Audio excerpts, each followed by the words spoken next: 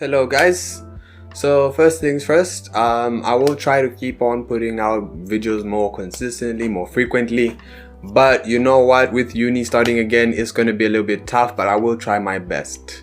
Second thing before we start this video is the setup, guys. I'm trying to improve my videos even like just a little bit at a time. So tell me what you guys think of it right now. Tell me what you think could be better. Now, for this video, I do want to talk a bit about power scaling, but I won't sell it as gospel. I'll sell it as food for thought instead.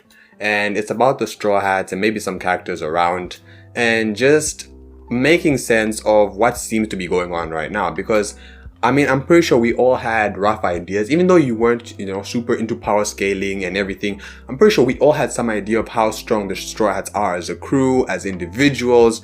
And compared to what we thought, what we see coming up against some of the matchups in Wano seems to say otherwise. So the question is this a power creep or is this by design with Oda? Was this already planned in advance? And I'd like to offer a solution which just says Oda planned this and, it makes sense and it's not something that Oda's just, pulling out of nowhere and power scaling that doesn't make sense whatsoever. Because I know One Piece is not just about battles and power scaling, but I'm pretty sure Oda put some thought into the whole power scaling aspect of One Piece at the end of the day. He does put some thought into it. So I'm just here to vouch for him. And if you guys think this makes sense and you guys were confused, let me know. If you guys disagree, that's fine. Just let me know why as well.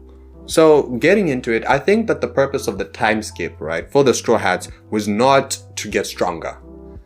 I know that's shocking to say, but I just think that it was not to get stronger at all. It might have been the purpose at the beginning of the time skip and going into the time skip, but coming out and the arcs that followed, I don't think that was the purpose anymore.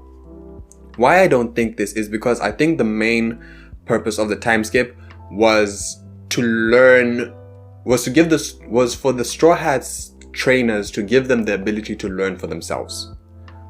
And then secondary to that is to make them stronger.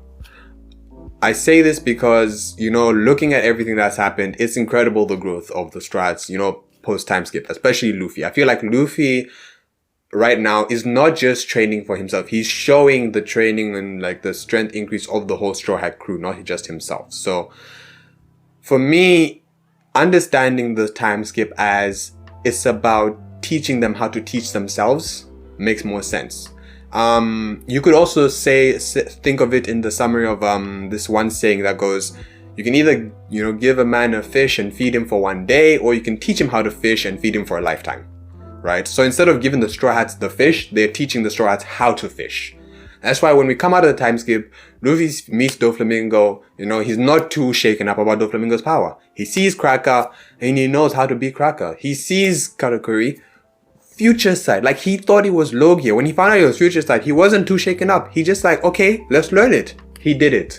He sees Kaido, instead of like wallowing in like anger and everything after being beaten by Kaido, he's just like, I need to learn that haki that helps me beat Kaido. And he's been learning it and he's getting the hang of it right now.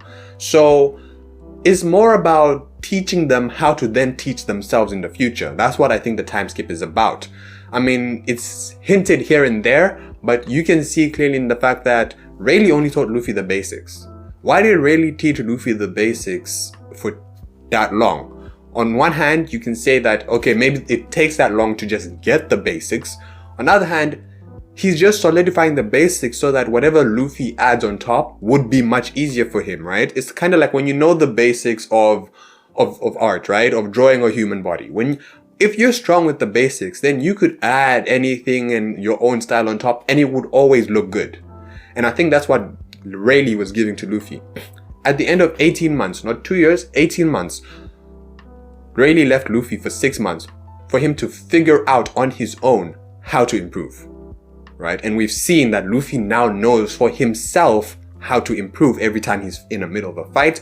Every time a fight ends, he always knows where to go from where he is to get stronger and to the next point and so on and so on. I think the same thing applies to the rest of the Straw Hats. I'm not going to go through the rest of them. I'm just going to go through Sanji and Zoro, or else we will take too long with this video. Zoro was taught by Mihawk, strongest swordsman in the world, best swordsman in the world. And when we look at Zoro's training, one, Zoro's adaptability even before the time skip was just incredible, right? Zoro's ability to adapt to wherever he was, from Alabasta to Skypiea, where he learned the cannon long-range sword attack, right? He's just been able to adapt and see how he needs to grow. But Zoro's real test came in the time skip, right? And in the time skip, Zoro literally had to learn how to adapt to monkeys that are born to adapt. So he had to learn how to adapt even faster than them, right? Because of course you fight them once, but just because he fights them once doesn't mean that it's always going to be good from then on, because they adapt to him. So he has to fight them again and then adapt to the fact that they've adapted and then adapt even more. And it's just a cycle and a cycle of learning how to adapt faster and faster. So for Zoro, that was his 2 years. Apart from that, there's the fact that Mihawk didn't really stand by Zoro, hold his hand and take him the whole way to teach him armament. We saw that Mihawk probably showed him a bit, and then he's just like, now you gotta do it, and you're not gonna do it. Yeah, you're not gonna drink any, sake until you learn how to do this. So Zoro had to spend so much time on his own learning this. So as far as Zoro then learning, how to control Enma and, how to, do this advanced armament haki, Ryo and all this, it's no surprise. Zoro going up against haki users, and you see other people in Wano, ninjas, samurai, supernova, and Zoro getting much stronger from that. It's no surprise. I think we should also value the training that Zoro does on the ship a bit more, because I know people do not, think much of that. I rate that training, so that's just a side note. But obviously with Zoro as well, his training with Mihawk was less about just becoming stronger, but also about Zoro learning how to teach himself how to become stronger. Sanji is the most clear example of someone who had to teach himself. Sanji spent so much time running away from these guys, sneaking around, sneaking to get techniques, learning Skywalk, learning Blue Walk on his own, just so he can get stronger. Now, I do believe that we haven't seen all of Sanji's flashbacks, and as Ivankov mentioned, they are masters of different martial arts and different techniques on these islands. So I still want to see what Sanji gained from these masters, these recipes. What are these things that Sanji gained to become stronger from that? I feel like they may be a bit more there. Maybe I'm shooting at nothing, but I feel like there is probably a bit more there which we still need to go into to see Sanji's full strength after the time skip, and then add that onto the raid suit. But point is, for a lot of the time, Sanji was running away, teaching himself, gaining new skills on his own. So it doesn't get any more, I don't know. At this point, if it's not making sense to you, it never will, right? The Straw Hats were learning how to adapt better over the time skip so that they can get stronger. So it wasn't really about getting stronger in 2 years, but getting strong in 2 years, but more of teaching yourself, even after these 2 years, when we meet stronger opponents, how are we going to react? Are we just going to be shocked? Are we going to learn how to adapt quickly? How are we going to adapt quickly? Learning how to do that. That's what the time skip was about for me. And that's why if we see Zoro, Sanji, Robin, Jinbei, Chopper, Brook, Usopp, and Nami fight these strong opponents as it's seeming right now, I'm not going to be surprised, because these guys have been learning how to adapt even better in a fight. So if their adaptability is off the charts compared to other people, it's because that's what their 2 years was about. Now, I've gotten to the end of this point, and I want to make one more point in this video, but it's going to be a bit controversial. So for those of you who are not here for the controversialness, you can end the video here. Thanks for listening to me. And for those of you who want the spicy topics, who want to really argue with me in my comments, please stay on for just another couple of minutes while I say something a bit a bit spicy. And that is that coming out of the time skip, the Straw Hats might not have been the strongest supernova crew. Depending on how Oda wants to take Kid and how Kid compares to Luffy right now, the Straw Hats may have just been the maybe second or third strongest supernova crew. Because as I said at the beginning of my video, the time skip was not about being as strong as possible.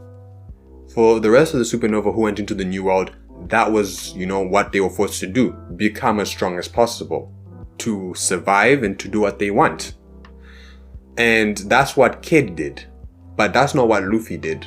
Luffy was learning how to, you know, meet strong opponents and then match up to them over a short period of time. So if we end up seeing in Wano that Luffy and Kid are somewhat on the same level now, then that would mean that because Luffy's been adapting really quickly throughout the post-time skip, at the beginning of the post-time skip, Luffy would have been weaker than Kid. I know that there are people who would hate that, but you know, it's just my thoughts.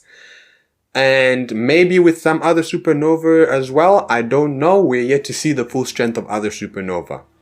But at least with Kid, since Kid has been proven to be a very, you know, big rival of Luffy, Kid may have been stronger than Luffy coming out of the time skip. And I know people hate to see it, but it's true. But at the end of the day, guys, this is it from me, right? These are my thoughts on making this whole thing make sense. So if what I've said makes everything make more sense to you in the One Piece story and puts you at ease as to power scaling that's going on, then, you know, give this video a thumbs up, you know, share this video with people. If not, tell me why you disagree. Don't just disagree. As always, guys, like the video if you like the video and subscribe for more content. If you know someone who needs to hear this opinion, share this video with them.